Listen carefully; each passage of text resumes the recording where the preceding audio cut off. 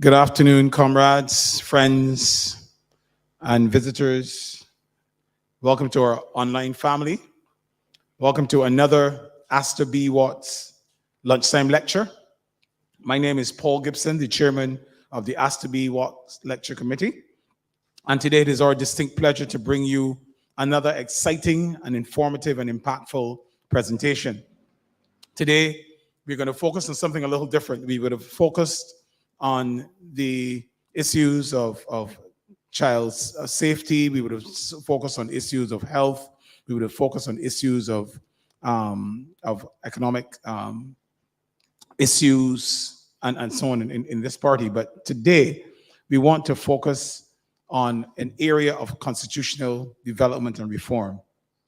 And to do that, and to just discuss the axon of the Constitution and its elements, we want to ask Devon Bruce, I almost call in Dr. Devon Bruce to come and share with us, but Devon Bruce is a political scientist whose involvement in the field of political science spans over a decade. Mr. Bruce holds a Bachelor of Science in Political Science and International Relations and a Master's of Philosophy in Political Science, both from the University of the West Indies at Cave Hill.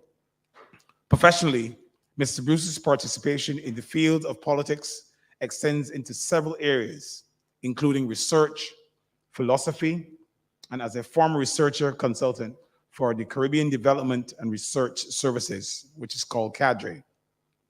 His experience also extends into writing and publications as a former writer for the Barbados Integrity Group, Barbados, and the Millennial Voice column in the Barbados Today. Over the years, Mr. Bruce has made several contributions to radio, television, and podcasting, and in those spaces, both in Barbados, Antigua, Trinidad and Tobago, Grenada, and etc.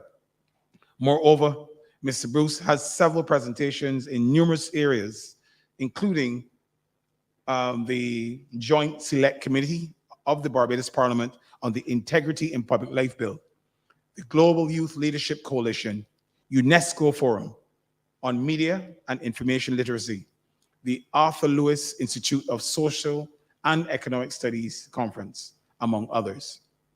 Currently, Mr. Bruce is a political consultant, part-time tutor, and project officer at the UWI, and his area of interest and speciality are democracy and good governance. It is with my distinct pleasure that I invite Mr. Devon Bruce to come and share with us today. Thank you.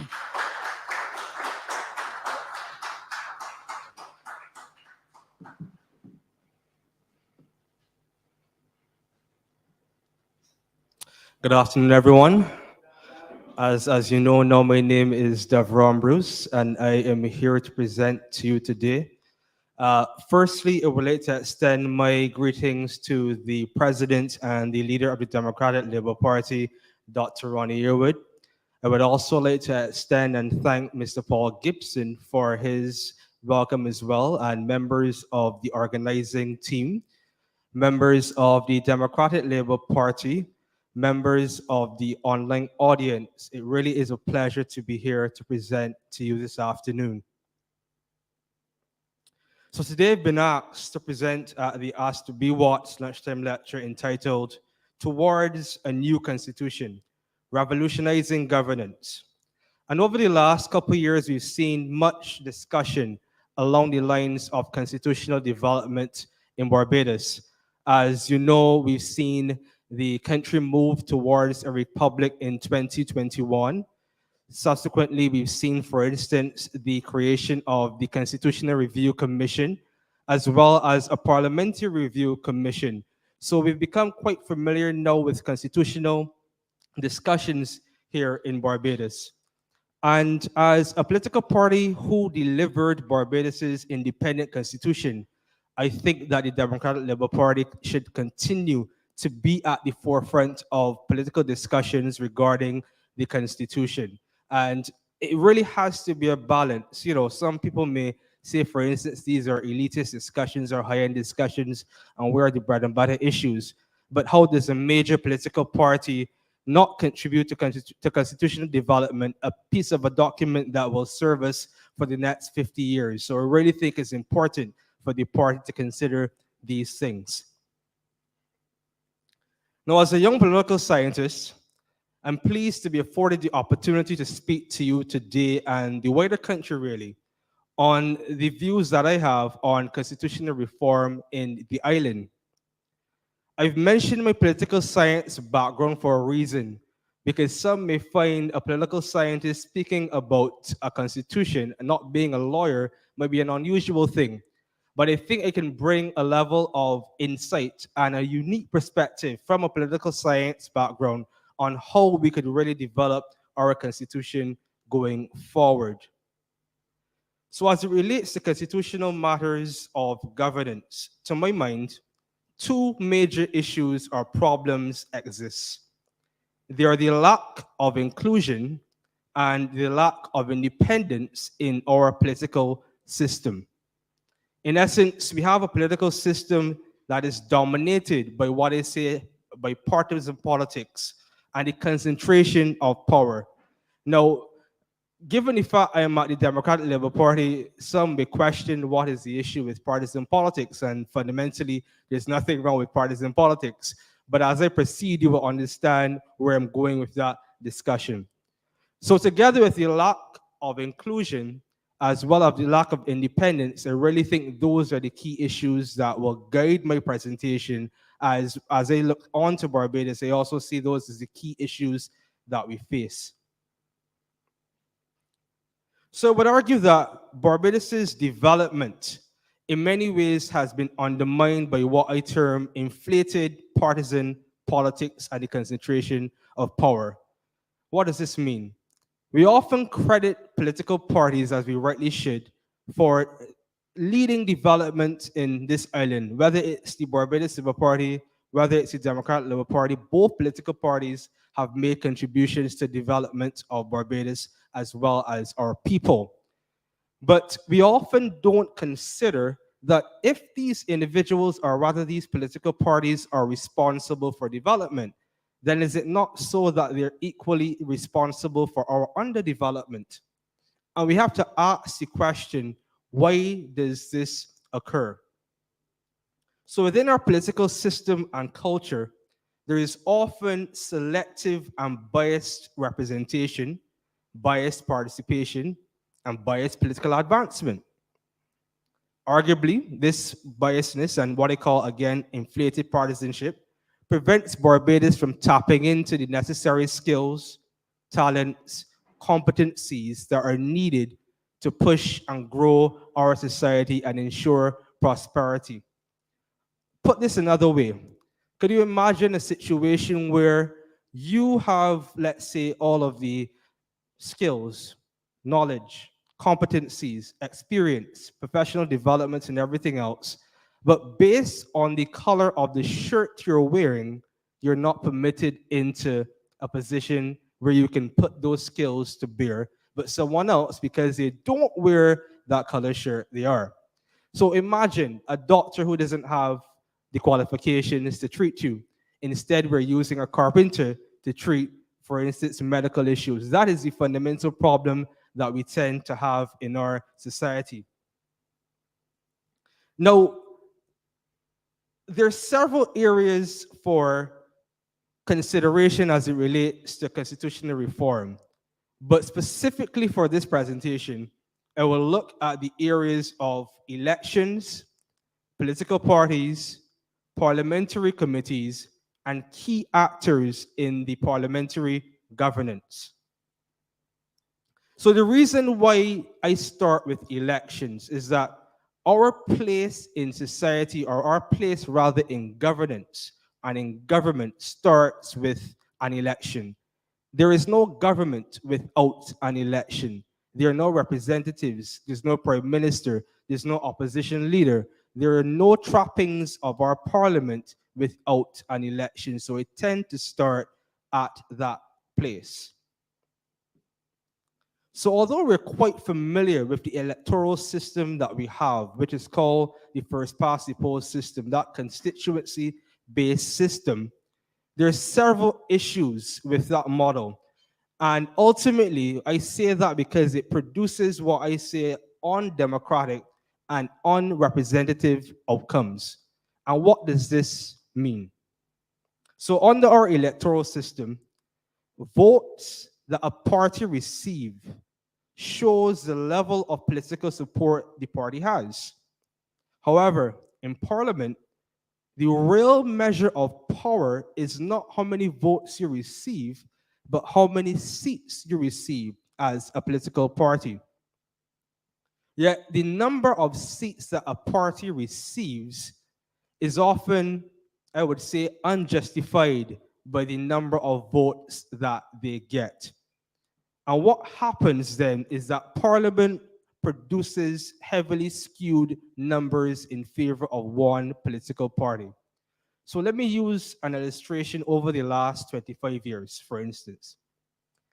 In the 1999 general election, the Barbados Labour Party won 65% of the national vote, but received 93% of the seats. Let me repeat that. They received 65% of the vote, but received 93% of the seats. In 2003, similarly, the Barbados Labour Party won 56% of the vote, but received 76.7% of the seats. Whereas now we have the Democratic Labour Party coming to office in 2008. The Democratic Party received 53% of the national vote, but 67% of the seats. In Barbados Labour Party 2018, as we know, they received 100% of the seats, but only 73% of the vote. And we see a similar repeat in 2022, where the Barbados Labour Party received 69% of the vote, but 100% rather of the seats. So in essence, our electoral system operates like a Ponzi scheme. Because where else would you put in 70% but receive 100%? Those type of returns, if you can find me an investment that gives me those type of returns, point me in that direction. So that is why I say that our electoral system produces results that are skewed. And again, for instance, the 2018 and 2022 election are a clear example of that skewness. Now, how do we overcome this? How do we overcome the fact that our political system, our electoral system rather, produces these skewed outcomes? Now, I've had discussions about this before, and I find that we tend to be a very conservative society. And although my presentation says revolutionizing governance, you also have to be practical in what you do. So what I would propose, the constituency system will remain the same. So all 30 seats, there will be no change. But what I would propose is the introduction of what I would call national seats in the lower house, in the parliament. So again, you maintain your electoral system. You have your St. Michael South, you have your St. Philip West, you have all of the constituencies that you're familiar with. But what happens is that you now introduce 10 seats, and it doesn't have to be 10, I'm proposing 10 seats into the lower house that you would call national seats. And those then will be based on the votes that a political party receives. It's known as proportional representation. So let me give you an example. In 2022, for instance, again, we've seen the Barbados Labour Party won about 70% of the vote. So therefore, that 70 out of 100 would be 7 seats. The Democratic Labour Party, on the other hand, won 27% of the vote. And if you round it off, the Democratic Labour Party would receive 3 seats. So rather than the situation that we have right now in Parliament, where the Democratic Labour Party is not represented, and it's not because people didn't vote for the Democratic Labour Party, it's really the electoral system that produced these outcomes, you would have something that's far more fair. I always say, for instance, if we look at the city of Bridgetown, you can get into Parliament, I think it's one of the smaller constituencies, you can get into Parliament with 3,000, 4,000 votes. But somehow a political party that received 30,000 doesn't have representation. That is not the fault of the people of Barbados. That is the fault of the electoral system. So if 3,000 votes can get you into parliament, why can't 30,000 votes get your representation? And what I'm trying to do here is saying, okay, we keep the electoral system as it is, but we introduce national seats to ensure that representation is granted.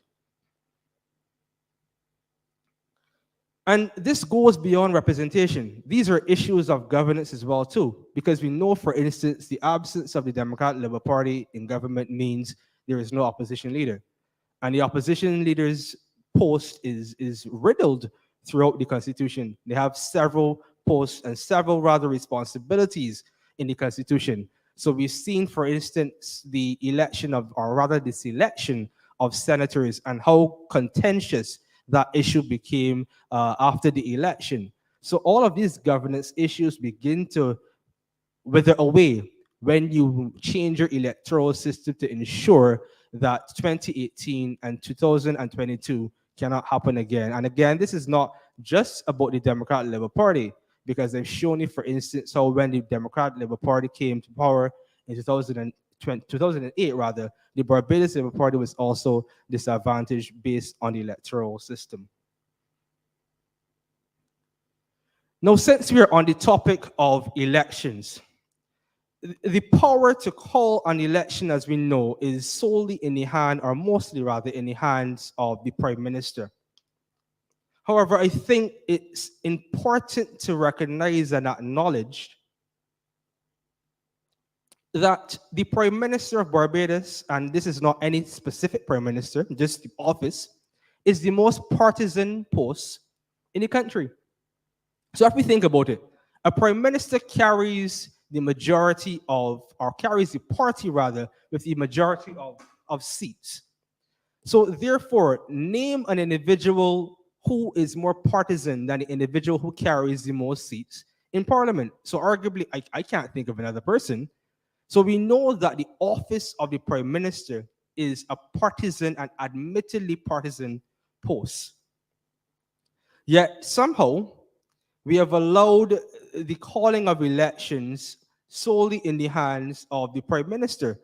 So if you are a partisan agent, when calling an election, logically we could assume that you will call an election to fit those partisan interests. You're not going to call an election at a time that doesn't suit you.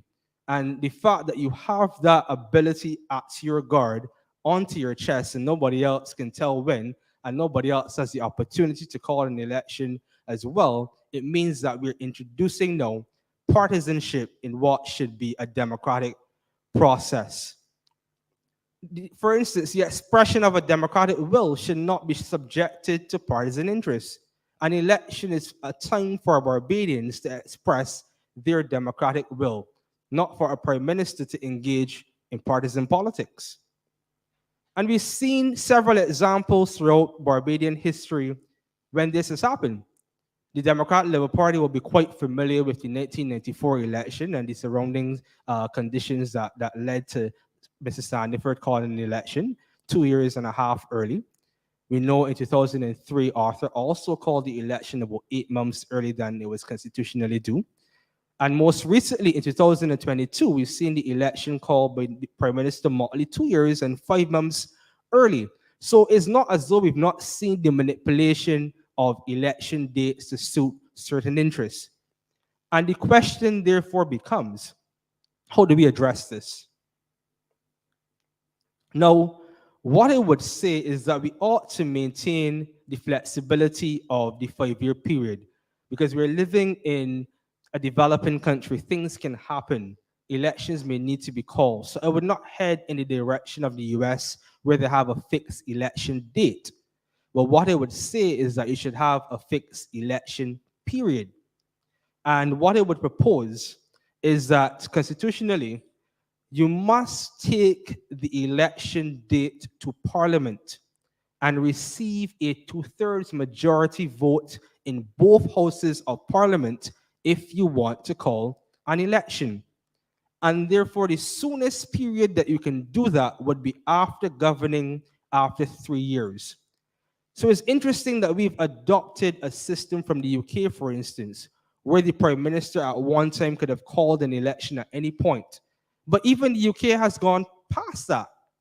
In order to call an early election in the UK, it must be taken to Parliament. And you must receive a 2/3 majority vote as well in order to have that early election.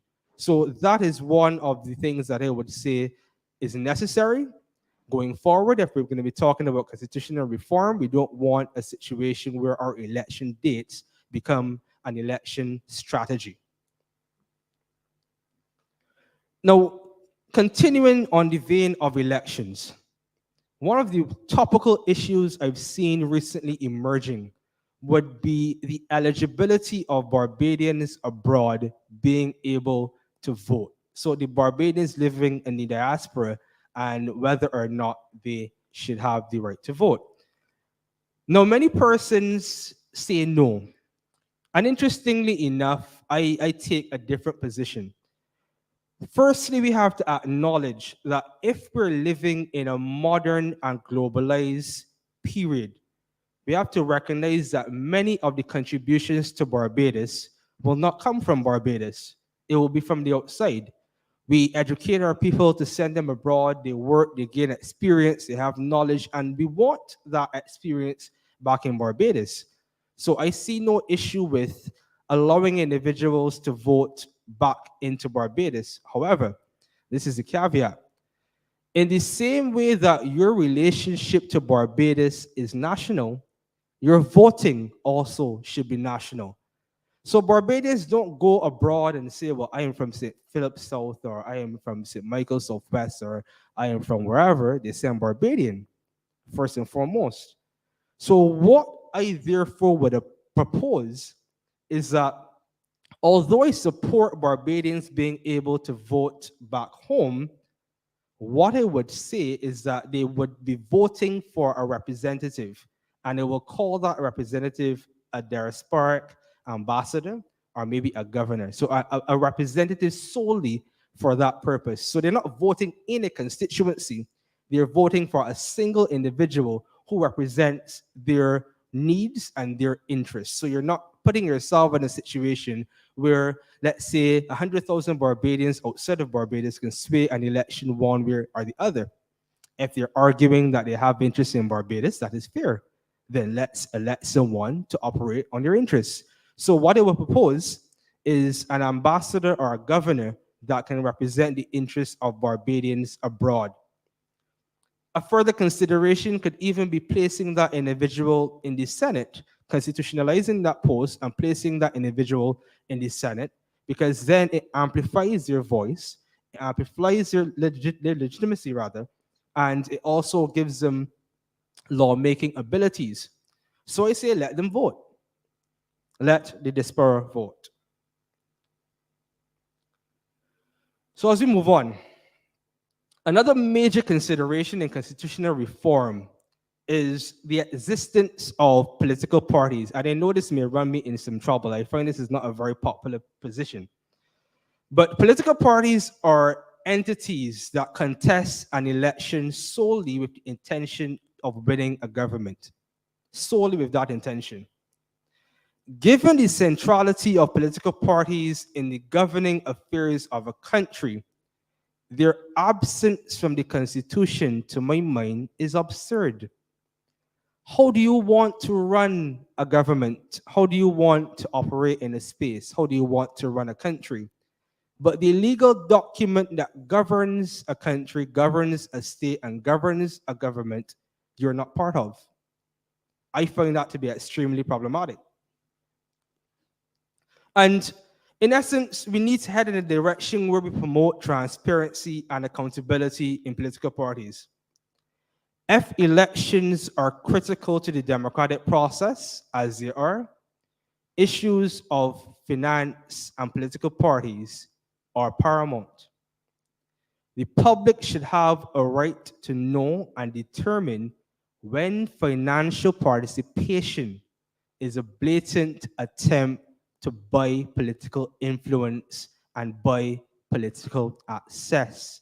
Put simply, A wealthy individual donating $1 million, $2 million, $3 million to a political party, they're not doing it out of the courtesy of their heart. They're not doing it because it's their civic duty. It is very likely that they're doing it because they expect something in return. But it is difficult for us to know whether or not someone wishes to, in essence, buy a political party and therefore buy government if there is nothing to show that it has happened. So even our representation of People's Act recognize this problem. Candidates, for instance, you would know, would have to make financial declarations showing where their money is coming from, who has donated, and their limits towards how much they can spend. So we already have legislation in place that recognizes this situation, but somehow we have allowed the continuous loophole where money could be sent to political parties from God knows where. It could be outside of Barbados, it could be inside of Barbados, it could be one person, it could be 10 persons. We don't know. We don't know the interests of those individuals. So issues of corruption, issues of malfeasance, issues of influence then become significantly important when we have a situation where political parties are not governed within the Constitution. So what then would I recommend? And it's pretty straightforward. Political parties should be recognized in the Constitution. And this provides for subsidiary legislation, for instance, where state funding, which may not be popular, but places like Jamaica, for instance, they have state funding of political parties where the government, or rather the state, funds political parties equally. So let's say the Barbados Labour Party receives $500 million. Sorry, $500,000. The Democratic Labour Party receives $500,000 of the government coffers, equal distribution. There's also subventions, as we know, for instance, that political parties here receive, but they receive it more so from the office or offices rather than from the political parties. So, for instance, the Prime Minister's office or the opposition leader's office. And then campaign finance laws, which I spoke to, for instance, being able to know where the money is coming from and whether or not influence is being peddled. And I also mentioned, for instance, the creation of national seats. So constitutionalizing political parties makes it significantly easier for much of these things to be done so that we can ensure accountability and transparency amongst political parties. Now, in addition to the aforementioned, other considerations for constitutional reform tend to be in the area of parliamentary committees.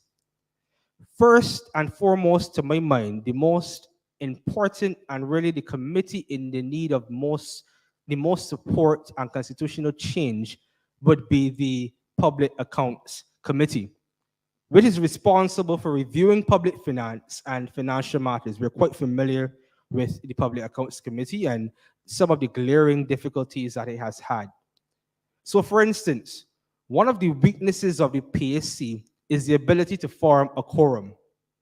Forming a quorum on the PAC requires 7 government members, 5 oppositional members, and 1 senator. But if we were to look at the parliamentary composition of Parliament over several years, in 1999, for instance, we did have 7 opposition members after that election, or rather 5. We did not have, after 2018 and 2022, 5 oppositional members. So forming a quorum becomes problematic. Additionally, the partisan composition of the PAC undermines accountability. And why do I say that? The partisan nature and the partisan composition of the PAC means that there's a lot of grandstanding. So the opposition leader will come there and grandstand because that is in their interest. The government members will come and grandstand because that is in their interest. So you have a situation where persons engage in back and forth politics rather than the purpose of the PAC, which is to effectively review government finance. And I'm sure many oppositional leaders will tell you the difficulties they've had in chairing the PAC, government members refusing to show up, the obstruction that they might have faced, and just several difficulties that are created because of that partisan nature, which ultimately weakens the PAC. So, what are my recommendations? I would recommend that the membership of the PAC be comprised of, in part, individuals drawn from outside of Parliament, because currently only parliamentarians sit on the PAC. So, since the review of public finance is so important and complex, issues of accounting, issues of auditing and law, issues of procurement and technology, and so on, the PAC should be comprised of individuals who have expertise in these areas, who have competencies in these areas. Because when we look at parliamentarians, they tend to have a very similar background, law, and that's a reality. But it goes beyond law. And the insight that you may need as a member on that committee to, again, investigate issues of procurement, to technology and auditing in those various areas may not exist in your parliamentary makeup. So a solution, therefore, would be for the president to select persons from outside of Parliament to sit on the PAC so we can have one that's more functional and one that is in a better place to ensure accountability. Further, I know I will get some hits for this one, but I would argue that the Public Accounts Committee should no longer be chaired by the opposition leader. And instead, the president should select an independent individual to oversee the Public Accounts Committee. Again, this is to avoid political grandstanding and overt biases that may exist. If you have an individual who comes in there without any select biases, a professional individual, competence and what's not, who is there to do a job, it's more likely that that job will be done as opposed to individuals who have partisan and selected interests. Regarding the composition, I would say that the president should receive 6 appointees, the government receives 4, and the opposition receives 3. So the president will have the plurality rather than the majority of the seats, or rather the placements on the PSC. Now, outside of the PSC, a further assessment of Parliament would show that the checks and balances on our Parliament are largely done, or in part, or in total rather, by parliamentarians. To my mind, this creates a situation of, again, insufficient oversight, insufficient democratic input, which leads to, again, accountability issues. So what does this mean? If we have a parliament who is responsible for governing, and when we have committees who are responsible for overseeing governing, and those committees are headed by the same parliamentarians, we have a problem. If, for instance, I was writing an essay and I was responsible for grading my essay, well, it's obvious I'm going to give myself an A. Most persons, if you're grading themselves, they will likely grade themselves better than they actually perform. So the whole purpose of this now is to ensure that we broaden Parliament beyond parliamentarians. So as a recommendation, I would say to increase democratic input in our Parliament, to increase accountability in our Parliament, we should introduce independent standing committees in Parliament, particularly in areas of governance and socio-economic development. These standing committees would oversee policy, financial and budgetary, managerial, and public relations of ministries and offices.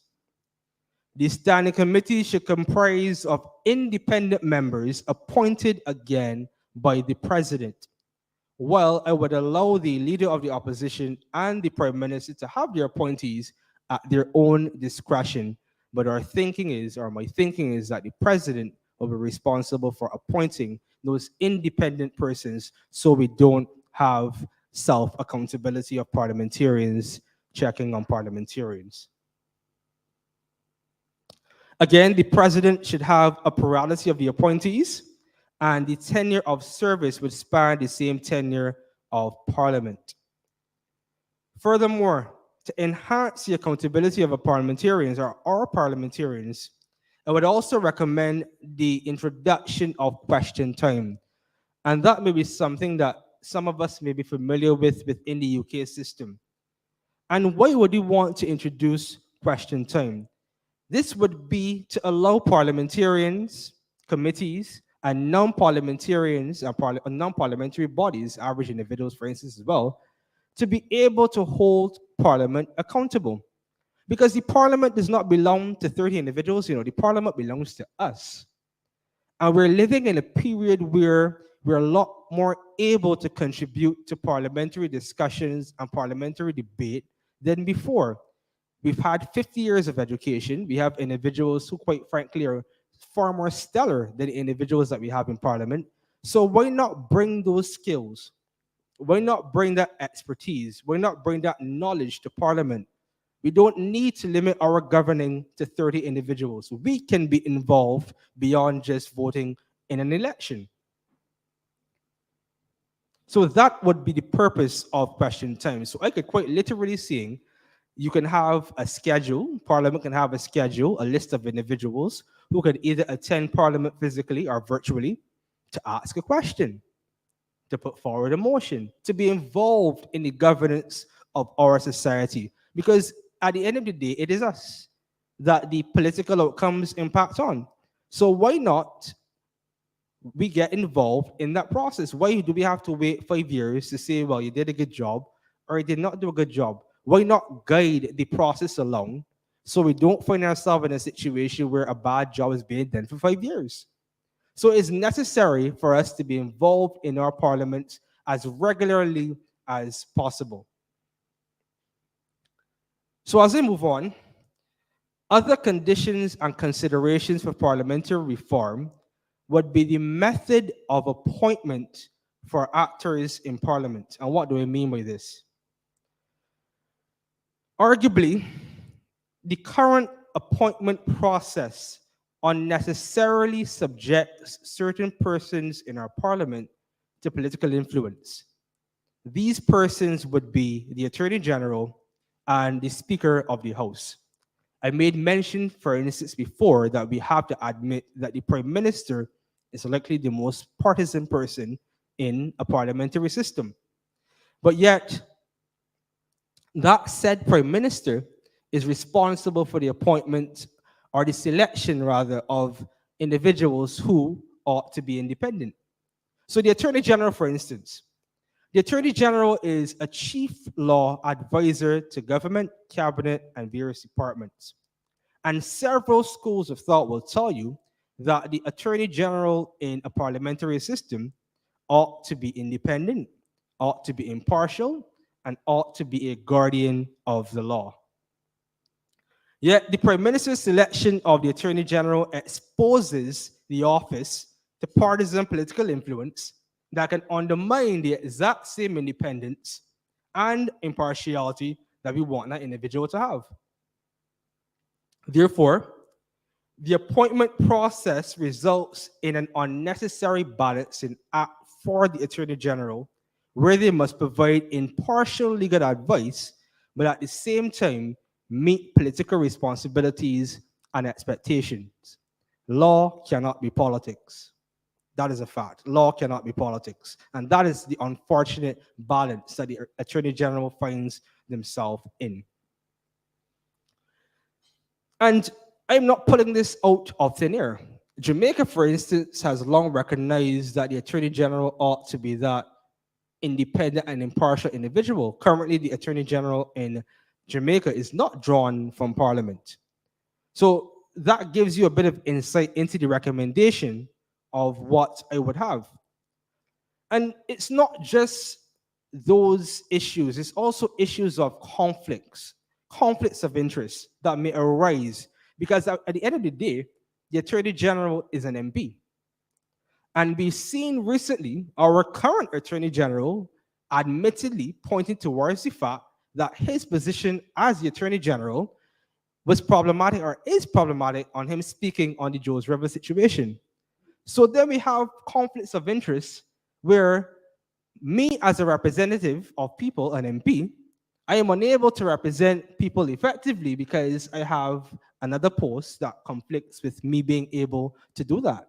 And we have a case in point. That's not me saying so. That was our Attorney General admitting that problem exists. And then, in addition to that, we have a situation where the competencies of the Attorney General may not be found within the Parliament. So what do we do in a circumstance like that?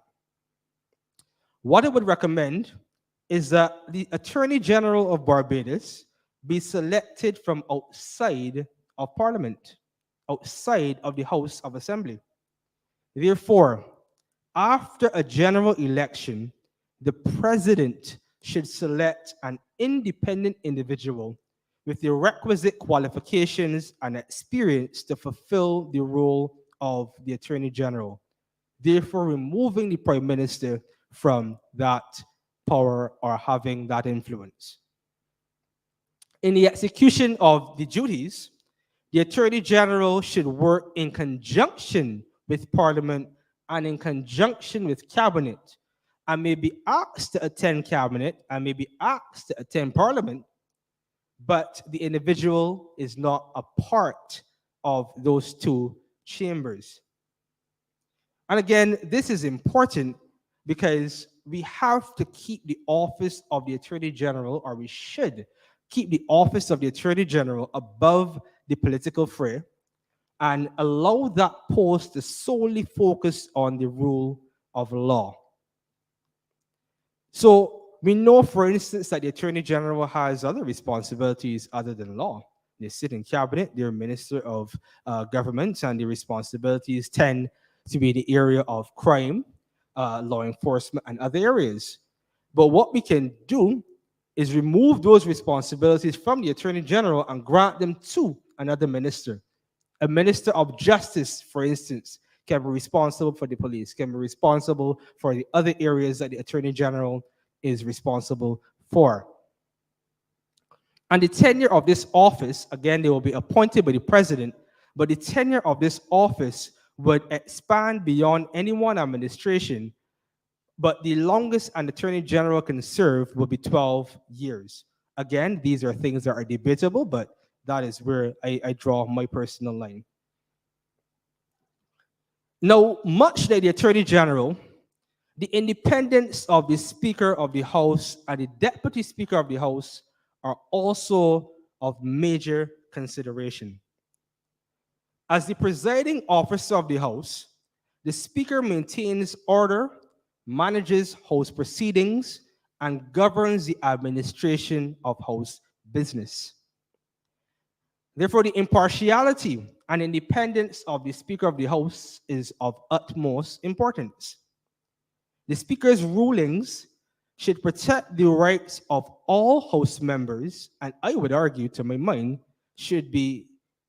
greater emphasis should be placed on the parliamentary minority, the opposition.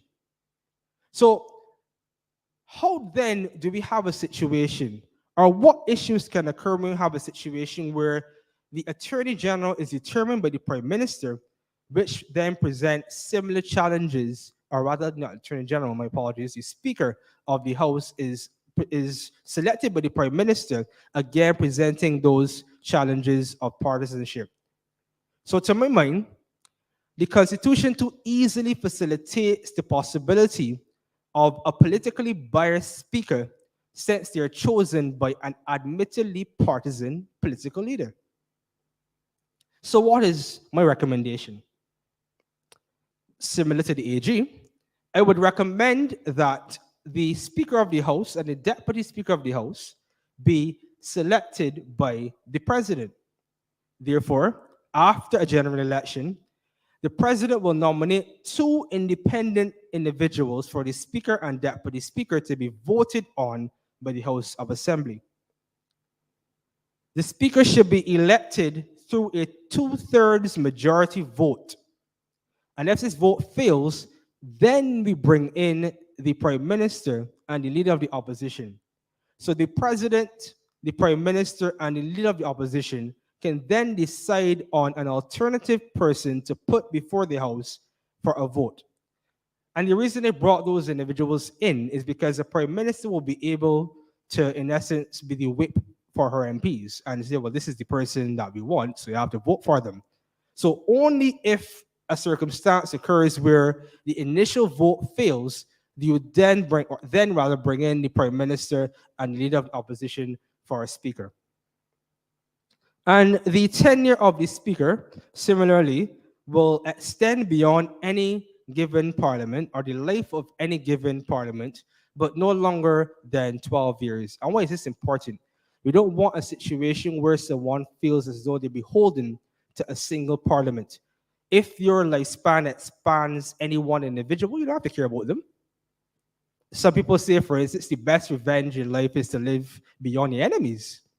So it's a very similar thinking. If you have a situation where the tenure of an individual who is supposed to be independent extends beyond any one administration, that independence is, in essence, improved. So as I begin to wrap up, I want to leave you with a quote from an individual who would be, some may say, a foreign object in this halls. But I will give you the quote either way, and I'll tell you who the person is at the end. And the quote says, "The unfortunate aspect of the Westminster model of governance is that it has encouraged a to the victors, the spoils mentality. It has ensured that at any time, almost half of the population of any given Caribbean society is marginalized and alienated from participating in the development of their society. It can also be reasonably argued that there has, in our region, been too destructive a competition for political office, too heavy a concentration of power in the hands of ruling elites, an unhealthy preservation of anti-developmental party and tribal divisions, a sharp focus, or rather a focus on short-term partisan political concerns, rather than long-term strategic objectives, and an efficient patronage and spoil system which work against sound and progressive government. Alienation, cynicism, and marginalization have been the results, all leading to a perpetuation of underdevelopment." And that was a direct quote from the late Prime Minister Owen Arthur. I believe it was in 2006. That's a possibility as well. And the reality is that these issues have plagued Caribbean societies and Barbados for a long time. The similar things that I've spoken about, the tribalism of our parties, the lack of independence, how these things lead to underdevelopment. Our political leaders have long recognized these problems exist. So to remedy these issues, my presentation was in essence based around how do we introduce a level of objectivity, a level of independence, and a level of inclusion to ensure that our political outcomes act in our favor. So to quickly recap, I have proposed to you the imposition of national seats to address the distortions of the first past the poorest system. We said, for instance, that is anti-democratic in many ways. I call it dated democracy. I also propose to you removing the prime minister's ability to call an election at any point by introducing the parliament to that process and having a situation where you must have a two-thirds majority and you cannot call an election too early. And I've also proposed to you the fact that Barbadians living abroad should have the ability to vote for a representative. Additionally, there's a need to broaden the Public Accounts Committee to include independent actors and removing the leader of the opposition as the chairman. I also propose to you standing committees, these will be permanent committees of Parliament, who again can ensure accountability to Parliament and ensure that Parliament behaves and acts in a way and in the interest of people by having that independent voice. And finally, I've also proposed to you greater independence in the appointment of the Attorney General, and obviously also greater independence in his operations or her operations, and a greater democratic involvement in the selection of the Speaker of the House. Ultimately, my recommendations, and I think this is important, my recommendations elevate the president as a major actor in introducing inclusion and independence in the political system. Because we know, on one hand, we have the prime minister, and we know what the prime minister will say and likely will do when, again, they're partisan individual. On the other side, we have the opposition leader. We know the opposition leader will likely say no to the prime minister, and we know what they will do. But what about the middle? Who is going to be the person in the middle that can tell the prime minister yes and no? And who is going to be the person in the middle that can tell the opposition leader yes and no? What we need is an independence and an objectivity and a level of expertise that ensures our political outcomes can be improved. Because we have a parliamentary system where the Bs will say yes to the Bs and the Dems will say no to the Bs. And the Bs will say no to the Dems and the Dems will say yes to the Dems. So where is the middle? And the president has to be that individual who introduces a middle to our political system to ensure that political outcomes can be improved. Thank you.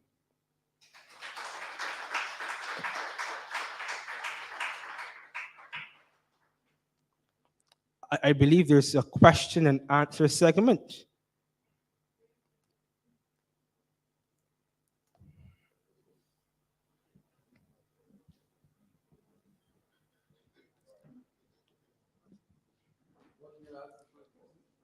Thank you. Should I start or should I sit? It's up to you. Okay, let me begin. I am George Reed. Some people here know me, so I leave that at that. I'm sorry that I came a little late, so I missed your opening peroration. But I recall seeing you at the first session, public session of the CRC. Sir Michael, I would say because it was Michael School. I remember that because a certain person who is very active on brass tacks and writes in the press referred to me as an elderly gentleman. But I made some comments about things. But I want to begin by being provocative. And I assume that you opened by saying what you thought was the whole purpose of this constitutional review process. But I want to ask you, and I assume that you have submitted much of what you've said here to them, to the CRC, in hope that it will be taken seriously. But my question is, do you think that under the present government, we can see any of the ideas that you put together and put forward to them? Well, we don't know. And I don't want to put myself in a situation where I prejudge anybody's actions. What I will say is that I would hope that some of the recommendations to the CRC are taken on board. I'm sure I'm not the only person that would have submitted or might provide similar thought processes. So I would hope, given this is the third iteration of a CRC and as it's in Barbados, I would hope that government takes on board the recommendations and we have reforms that fit Barbados for another 50 years, 60 years coming. So I wouldn't say that I don't have any confidence or confidence in it happening. What I would say is I can hope that it does happen. Okay, I just want to say two things there. In 1995, I said that I was asked, because I'd been a former director of finance and all that, to submit my views to the Henry Ford Commission. I was asked by Henry Ford himself, Sir Henry Ford. And I sat down in my office at IDB as a director. And he wrote about 16 or 17 pages. And I situated it in terms of what was being done on a global scale. I pointed out to where they would access information about how review processes were working and suggest that those things could be considered as a starting point in terms of how they could affect Barbados, how it could be put in Barbados. I heard nothing. And then, well, about 10 years after, I saw Sir Henry Sunday afternoon at the Hilton, and he said to me, George, I got to tell you that you made some excellent contributions, especially in the area of finance and all that. And many of what I suggested are now being put into legislation. It's just because I was there and I learned something. And I agree with your point about not being wearing the right color shirt, especially when it doesn't have on make ears or scares. So that's my view. But he said to me that they didn't focus on that aspect then because they were concerned about the political aspects of constitutional reform. Okay, and it is not that. And I agree. I would certainly encourage you to make formally, and maybe not only here, but you should get opportunity to spread your views widely as possible, to engage people, to make them press to see that something is done. But I want to say one or two final things about electoral reform. Mm-hmm. What's your view about having compulsory voting? Right? I know it's been tried in Australia, for instance, the special case and so on. And the second thing, don't you think that we should have a radical provision in the Constitution that no party should be declared to be elected as government if it gains less than a certain percentage of the popular vote? In other words, it should go back. To a clerical government is elected by the president and give them a chance to work through and all the other things you put in about national votes and so on. And the other thing about it is I agree that, because I lived abroad and so on, and I understand how it works. We in Barbados are not averse and unwilling to beg people abroad when we need a berry. And when things are tough and so on. Yet a lot of people, and I've seen it on Facebook, saying that if you're outside there, you got to come home to vote. Mm-hmm. And to do so, you got to comply with the requirement for minimum residency and all that. But if you think of Barbados in a wider sense, and you really talk of what the diaspora means, and you understand what globalism really means nowadays, we are citizens of the world, although we live in Barbados. Mm-hmm. And our ties to Barbados is an emotional tie, that cannot be erased. And I feel just as bad when I see nonsense being done by people who are elected in this country, whether I'm living here or when I'm abroad. I done. Well, thank you for your question and contribution. To answer your first question regarding compulsory voting, I tend not to like the word compulsory. The reason why persons may raise that issue is because obviously you've had a declining voter turnout. And I think understanding why that is the case and responding to it effectively, I think it's more important than compulsory voting. So for instance, maybe we have to consider elections beyond maybe more than one day. We may have to consider elections where persons are able to mail in their electoral ballot. You may have to consider elections where there may be a digital approach towards voting. So I don't think a compulsory response is necessary. It's really understanding why persons don't vote, and forcing them to vote will not change how they feel about the political system. Forcing them to vote will not change how they feel about political outcomes. So the apathy that persons feel and not wanting to get up on election day and vote, that really has to be the focus as opposed to forcing persons to vote. Now, to your second question regarding minority governments, a situation where a government may come to power and they don't have a majority and whether they should go back to the polls. That is a very interesting proposition. I'm not sure the practicality of it. I don't want to say no, because I think it's important that a government has a majority vote when it comes to governing. But if we have a situation where voting is voluntary and only 45% of persons came out to vote, then that is the reality of the situation.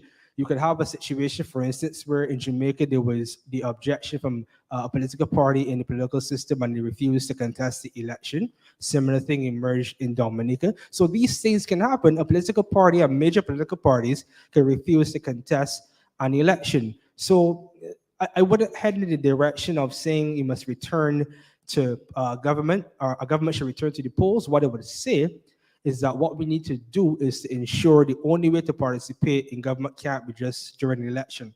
So you may get 40%, 45% of the population voting in an election, but if throughout the various years persons are able to participate in government, that is a win for me. So we can't limit participation to voting alone.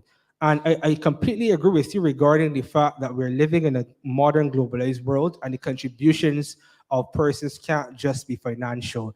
And these hurdles about having to return to Barbados for 6 months, for instance, and those very dated laws, to my mind, are not sensible. So we have to head in a direction where we say, for instance, yes, we value your participation.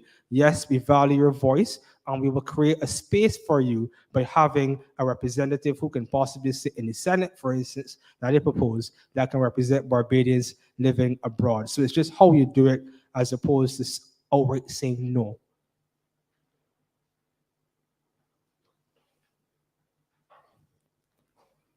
Good afternoon. You speak a lot about the president and the responsibilities of the president. But who is going to elect the president? So if I'm a B, I'm going to elect a B president. If I'm a D, I'm going to elect a D president. Just what happened in Trinidad like 2-3 years, a couple of weeks ago. The government wanted one person. The opposition wanted somebody else. They had a vote in the parliament. The ruling had more people than the opposite party. So the person who ruling won became president. So if in Barbados we put so much, I agree with you. Everything you said I agree with. But whoever is going to, at the moment, have the government will be put there as the president. So I just want to know how would you address that? The president? If you're going to take the president to the population, and a non-partisan person will run, 3 or 4 people will run, and whoever gets the vote will become the president. Then they're not B, they're not B, they're not NDP, they're not Solutions or whatever they have now. I just want to hear your views. I am so glad that you raised that because it's something I myself wrestled with. Now, when you grant persons power or when you grant an office power, that power has to be checked. And the way we do that is through elections. My concern, however, I'm not sure if I'm comfortable with subjecting the office of the president to an election because you have to consider electoral culture and you have to consider political culture. From the time we say elections, people start to think party. People start to think partisanship. Things become divisive. So if we have a situation where the role of the president is to be independent, carrying it to an election then begins to undermine that independence. So what we have right now is the Electoral College where the parliamentarians select the president. And I would not change that process. Similar to what, for instance, Trinidad has. I wouldn't change that process, but the understanding would have to be within political parties and within government that you are selecting an independent president. Their role in the Constitution, their role in Parliament, their role in governance, their role in Barbados is an independent one. This is not a time for you to select one of your, for the lack of a better term, partisan friends or individuals. So if we can say that the president of Barbados is an independent individual, and we know who the more independent minds are in Barbados, for instance. And if you see a president being proposed, who many persons know have strong political leanings. They might have been a member of a party. They might have been in government before. They might have been having, again, strong partisan views publicly. Then we know that's not an independent person. So we have to take a level of control over the matter socially and culturally and understand we agree that a space has to be created for independence.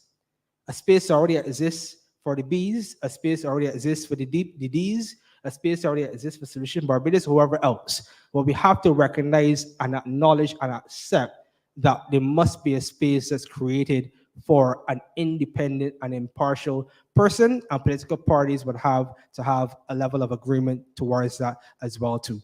But again, if a situation arises where we know a partisan individual is being nominated, then we as the people will have to object towards it.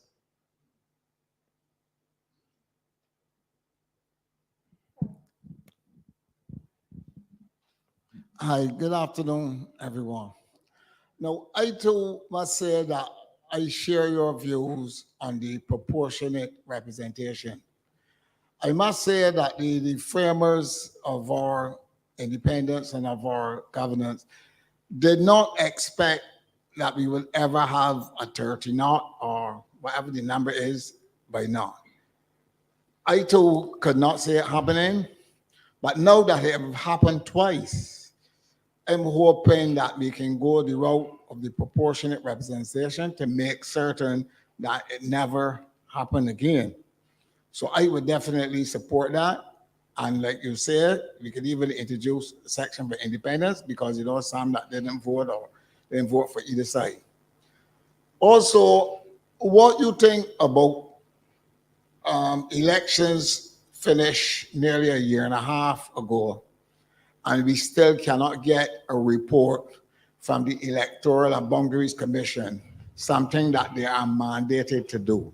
I don't know if they have a timeline too, but I know the participants supposed to submit by a certain time.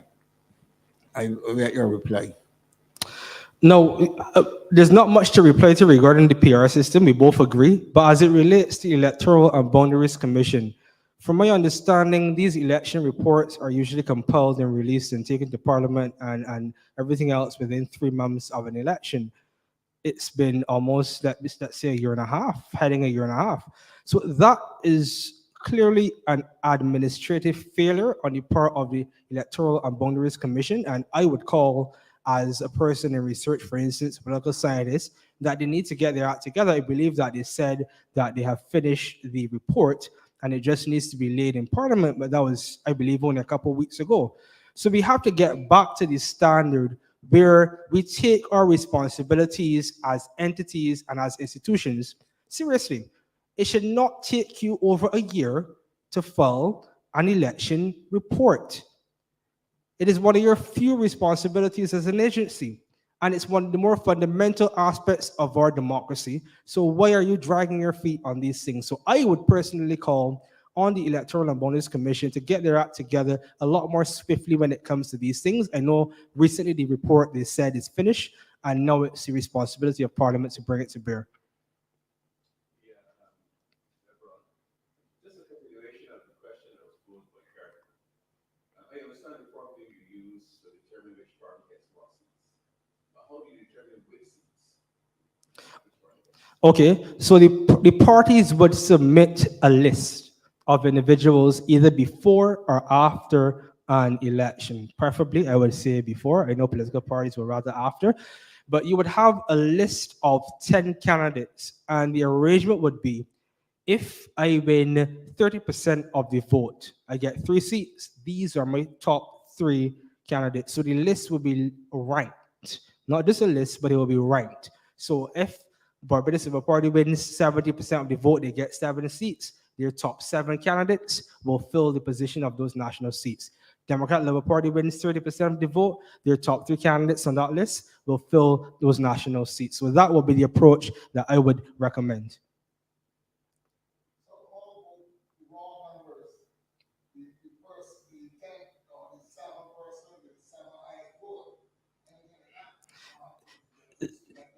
That is also a possibility. But my concern with that is that if a constituency votes for person A and not person B, I am not sure if I'm comfortable with person B being admitted in parliament with the same privileges as all other parliamentarians and as the parliamentarian that defeated them.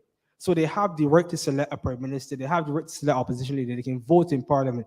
All the trappings of a parliamentarian, the national seat parliamentarians will receive. So then what is the point of you losing your election if you can still sit in parliament and have all the privileges of the person that just defeated you? And that's just me speaking objectively. So I would not support an approach like that. I think the list system would be better. Or it could be a scenario that the seven chosen persons get less votes than the eight, ninth, and tenth. That is also a possibility. And that's the thing. These things are debatable. But what is most important is for them to be part of the public discourse. I don't have all the answers. I can propose ideas and we could discuss them as a country and as a party and whatever have you, friends among friends. But it's really about getting these ideas out there and recognizing that problems that exist and advocating for change.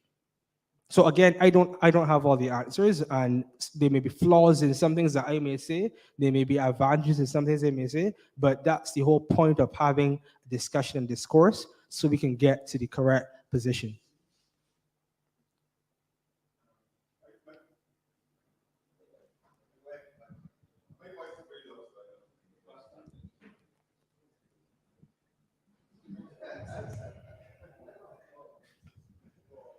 Good afternoon, Mr. Bruce. I really enjoy your presentation.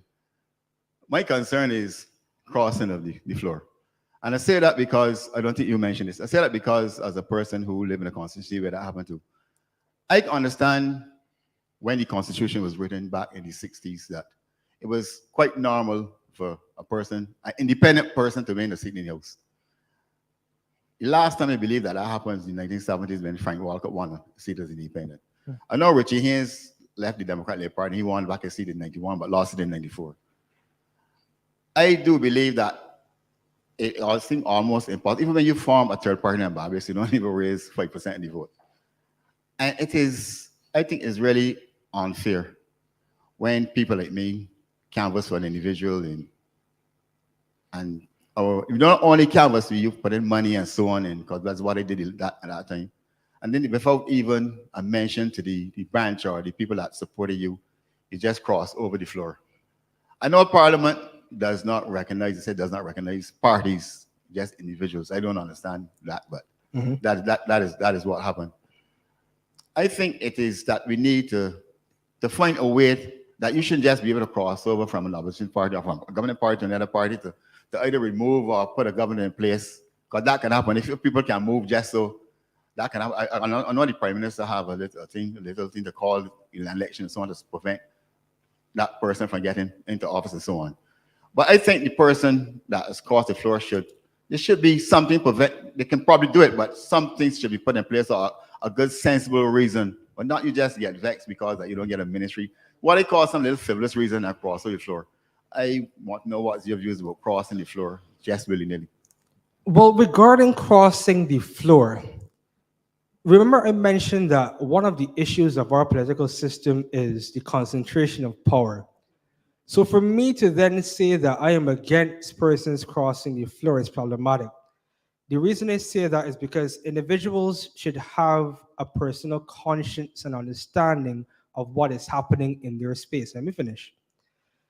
If you as an individual, you do not like where something is going, what is happening, and you know your input is not valued, and you think that what is happening is against the wishes and the interests of your constituents possibly, then I think you should have the right to change your allegiance. Maybe you may have to sit as an independent, maybe not jump to another party, but I think that flexibility is always necessary, because what is the point of us having individuals saying yes when in actuality they want no?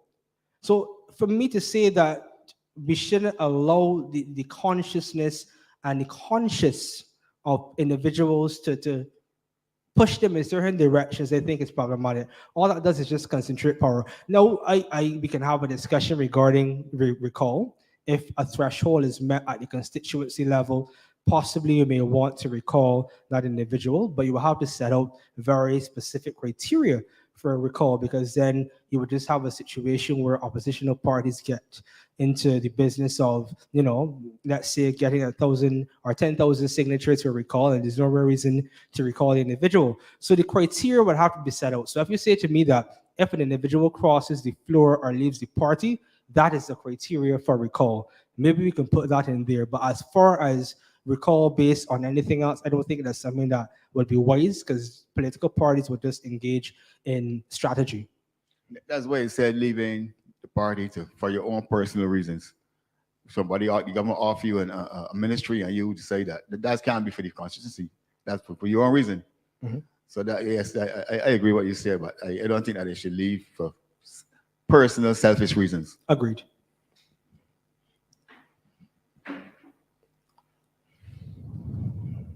I want to ask a question about election court.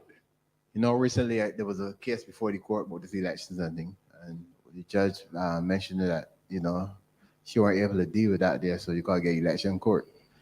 And then I think it was in 81 or 82 when after she lost and thing, and that was another court case. So what do you think about election courts and thing? Either be temporary set up during elections itself for that purpose, that any little thing can be dealt with right away. Also, a rep. Two questions.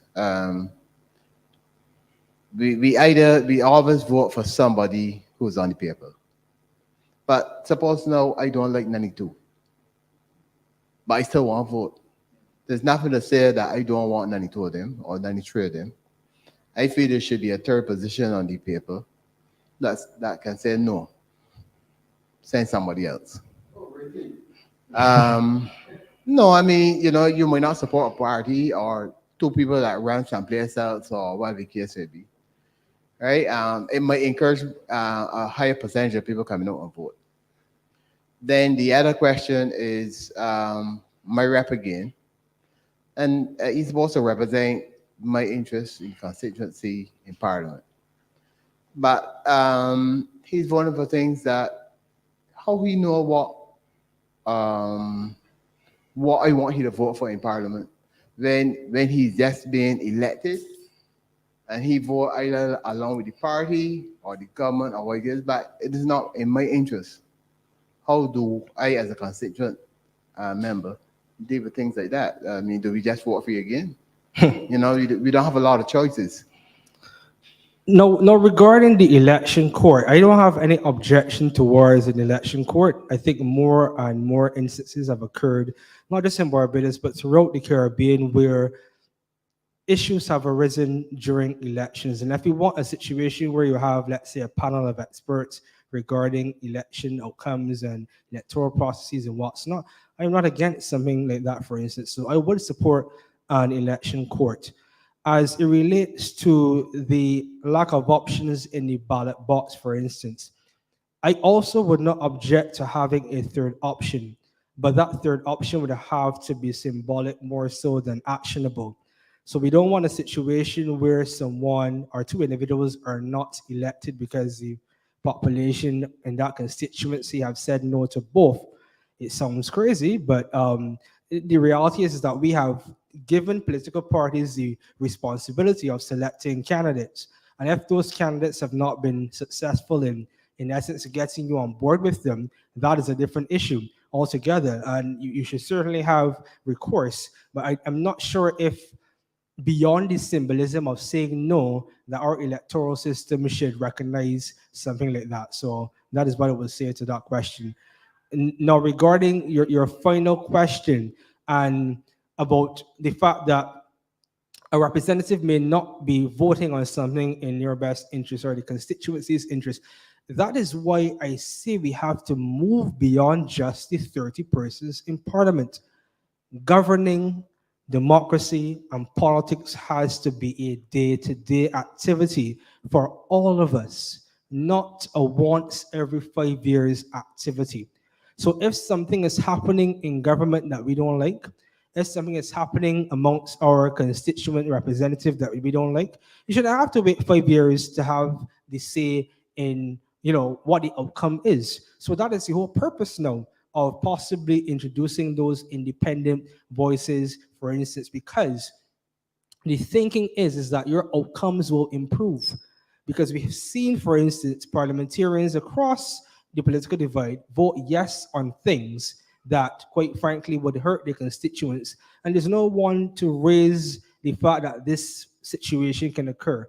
So I partially addressed that with the independents, but we also have to go beyond that and ensure that citizens can engage in politics as regular as humanly possible. So we have to think beyond just the representative and start thinking about how we could be involved in the process to ensure that outcomes actually don't negatively impact you. Because if you're there, you're not going to support something that doesn't act in your favor. So that's the whole purpose of having more persons there.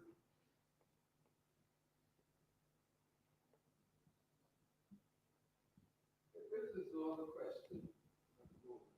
You made an oblique reference to the role of the Constitution in protecting property rights. Now, in countries that have emerged from the colonial past where slavery is an essential element of that past, and in which people have come to recognize the degrading and dehumanizing impact of chattel slavery. And where we try to completely approach the issue by talking about reparations. And reparations, I don't want to discuss that this time, but reparations may seem relevant only where the persons against or from whom that is are not, let's say, natives of the country. So Barbados has had a history where we have not had a preponderance of absentee landlords. We have had residents where the white dot blue hail color. But if we're going to forget the poor whites for a minute, we have the majority. Color, ethnicity, and so on is very important. Yet they are all Barbadians as well. And we have not, maybe we'll never learn how to deal with them in an appropriate humanistic context. Yeah, I went to Jamaica at 19. And when a white boy joined me on the block, I said, he's a Barbadian too. I said, yes. I went to Harrison College.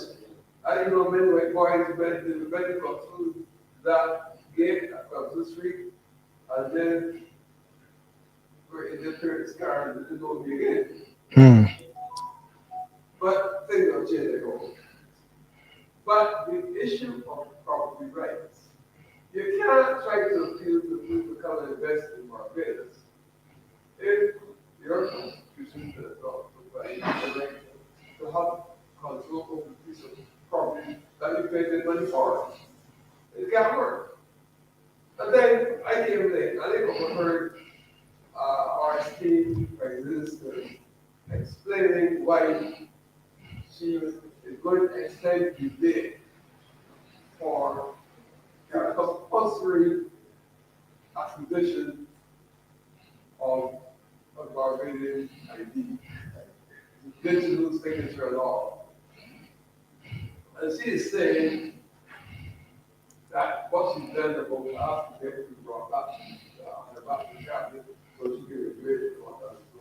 But she says, I don't want to misquote her, so I'm going to Barbados, that she will not allow she and her associates to receive shameful hostage for any set of legal requirements.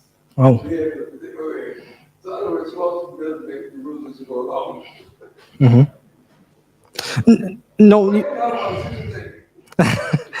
Well, and that's interesting because regarding your point on reparations, for instance, I'm not against reparations in any form, but I think as small territories, we have to control what we can control. From me coming out of international relations background as well, the idea of small states like Barbados being able to coerce larger territories like the UK to, in essence, grant us millions and hundreds of millions of dollars in reparations is a good idea. But do you have, for instance, the diplomatic ability to do so? Do you always have individuals engaged in these matters? Have you created a diplomatic preponderance, for instance? So the practicality of it is problematic. Let me say that the practicality of it is problematic. What you do have is your domestic and how you view your domestic through your constitution, because that is something that you can control. So land rights in Barbados, land distribution, how we view development, the laws around development, the laws around purchasing of land, the laws around access, customs, those things we have control over. And I think we need to start looking at that low-hanging fruit to rethink how we view our development and begin to put various pieces of law and legislation and policies and guidance in place to ensure that Barbados acts in the best interest of most of us, if not all of us. So that is where we can go. Regarding the purpose of a constitution, if you can begin to circumvent various laws, well, we know that's not a constitutional issue per se. It's just the fact that you're dealing with policy. So I don't think there's a situation where the law said that by the end of June or July, you must have an ID. It's more so a policy, and policies can be adjusted, quite frankly, at will, unfortunately. Whether it's a good thing or not, that is debatable. But you don't want a circumstance where you lock certain activities into law, because then you lose flexibility, because things do happen. Genuine things do happen in the civil service. It's not always a circumstance of inadequacies or laziness or those things. Genuine things do happen. So we must have the flexibility to adjust policy. And I'm not surprised that you set deadlines, because I work in project management, for instance, and if you don't set a deadline, you tend not to get persons going. So setting deadlines is actually a form of marketing, because if we know that the deadline for paying for something is let's say next week, as opposed to December, we're going to likely pay it by next week as opposed to by December. So the whole purpose of deadlines is actually a form of marketing to ensure you get a level of compliance, but not saying those deadlines are not adjustable.